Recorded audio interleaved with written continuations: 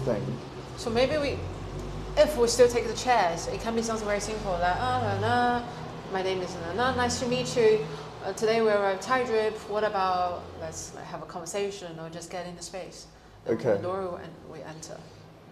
So we lead. All right, so here we are at TIDERIP Gallery, started by my amazing friend Marjorie Ding. She's the founder of this brand, and she's going to tell us the story behind it and about her and concept, and we're going to discuss some ideas and about art. So, yeah. When you first encounter an artist's work, what is it that sparks your interest? And then, so that's the first part of the question. The second part of the question is, how do you decide that you want to have a long-term relationship with them? So obviously my principle has always been I will never showcase artists that I'm personally not a fan of. Yeah. Or even higher criteria. If I don't, this artist, if I have enough capital, would I like to collect their work? So my personal take, my preference has always been in abstraction, specifically in abstract expressionism, and also nowadays, because I'm really a big fan of Margaret, so a bit of surrealism kind of combined all together. So if you look through our website, a lot of artists that we have collaborated in the past, they did fit in this criteria. And also for me, I always enjoy doing studio visits on a weekday afternoon. Because a lot of artists have studios in those kind of buildings. Yeah.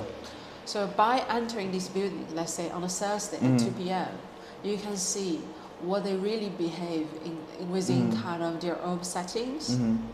But unfortunately nowadays, when I go to some artist studio, it's like a weekday afternoon or like a weekend, most of the time is like completely empty. You have lucky enough to find 5 artists sitting by their table doing works. So for me that is very important, whether the artist is really fully devoted themselves to their career, whether they're focused enough to because making art is a lonely journey. You really need to trust yourself and to keep pushing for the boundaries. So if the artist is not really there, somehow they're occupied, this and that, then unfortunately at the stage I wouldn't be kind of moving the conversation to a more serious stage of like potentially exhibiting their work at a gallery. Okay, so that's like, so I guess this is the criteria list. Yeah, that's the first criteria is dedication. It is. How dedicated they are to their work. And this is actually the second, because the first criteria is obviously your interest in abstraction, expressionism, and surrealism, right? Which is quite, beautifully evident in the works you have in the show. Thank you. And in the second, so like cool. one of the last points to discuss is when curating art that carries heavy cultural weight or personal history, where do you draw the line for yourself? What is the responsibility to that history, and where do you hit your limit as a curator? That is a very good question. So for me personally, because I come from a degree of different backgrounds, I did a bit of business, journalism, and in the UK I was trained as a curator. So myself, I already carried, and also I was I'm Chinese. So like obviously the kind of diaspora perspective has been prevailing in how TIDERIP has shaped from the past or nowadays.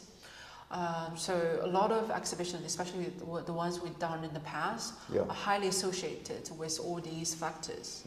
But nowadays, I don't want my own experience to be taking that kind of intimate perspective, as in, every show we're talking about the same thing, that's going to be very boring, no? So that's also the good thing about TIDERIP, because it's not about each individual person or anyone, not even myself. It's about the community and the conversation around that. Like for example, for this show, we invited an artist or a curator that I've been following their work for a long time, and for this show per se, I feel like what they've done in the past truly reflect what the show is about, and then I invite them over and they curate the show for us. And they also have bring some artists that I didn't know in the past.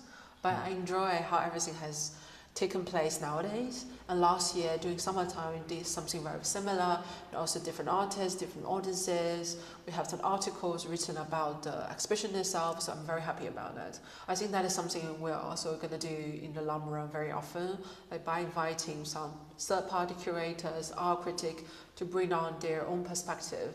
It's going to, make the conversation more interesting, rather than I'm just talking to myself every day. Yeah, yeah.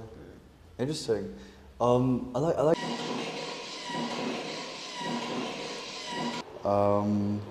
Yeah, so you describe TIDERIP as both a rigorous project and a functioning commercial gallery, while simultaneously prioritizing community through dinners and studio visits.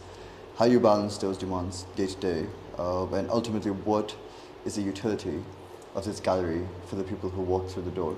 And maybe we can go into redefining, what dinners and your community engagement means.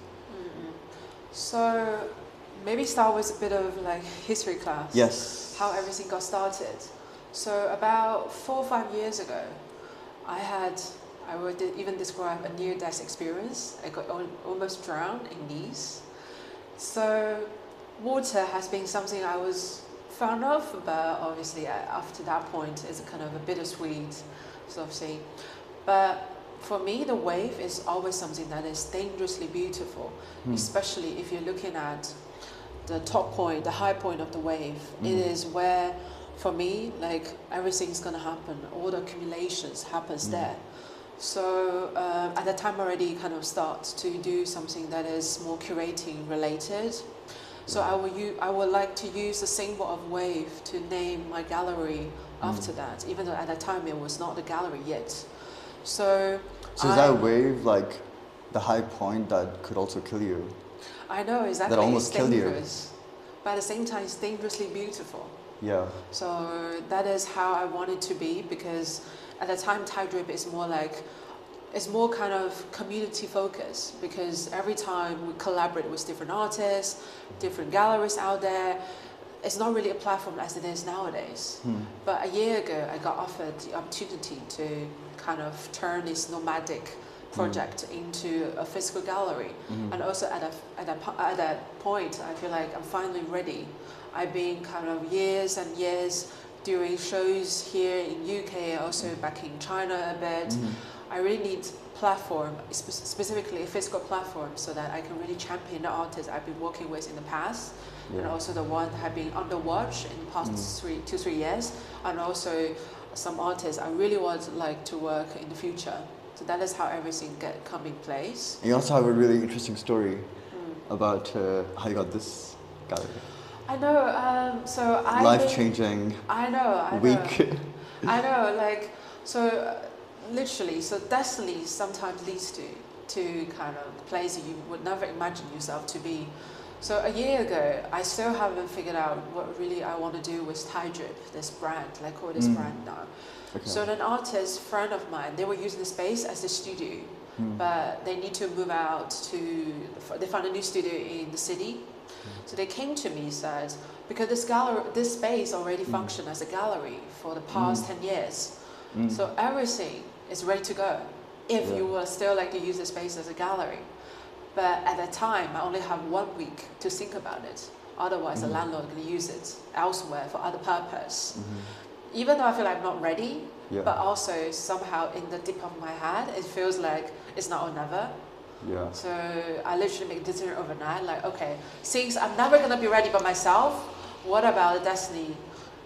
It might take me to wrong places, but it might actually push me to the place I want to be. Yeah. So I made this overnight, and then we moved in, and the gallery literally opened 2 weeks after I made my decision. Damn. That's how everything got started, and that was last year. Yeah.